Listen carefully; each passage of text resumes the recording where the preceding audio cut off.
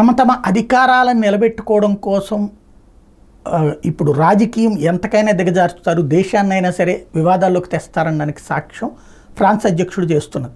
France అధ్యక్షుడి charisma క్రమక్రమంగా తగ్గిపోతుంది. మొన్న ఎన్నికల్లో తన అపోజిషన్ వాళ్ళకి పూర్తి మెజారిటీ వచ్చింది దిగువ సభలో, ఈయన పార్టీ దెబ్బతింది. అప్పటి నుండి ఒక వివాదాన్ని సృష్టించుకుని, అంతర్జాతీయ వివాదం సృష్టించుకుని ఒక సేవియర్ లైక్ అమెరికా అధ్యక్షుడు బైడెన్ లాగా ఎదగాలనుకుంటున్నాడు. అందులో భాగంగానే యూరోపియన్ సైన్యం అన్నాడు, రకరకాల ఎత్తులు వేస్తున్నాడు. ఇప్పుడు ఉక్రెయిన్ దగ్గరికి మళ్ళీ కొత్త బలగాలను పంపించాడు. మొన్న కొన్ని బలగాలు, ఇప్పుడు మరికొన్ని బలగాలు. నాటో లేదా యూరోపియన్ యూనియన్ అంటే నాటోని తను లీడ్ చేస్తూ యుద్ధం చేయించాలి రష్యా మీదకి అని ప్రయత్నిస్తున్నాడు. ఎలాగా?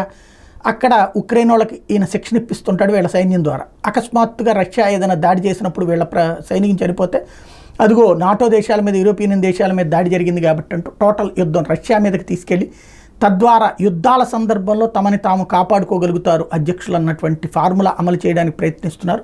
మరి ఎంతవరకు ఫలిస్తుందో చూడాలి.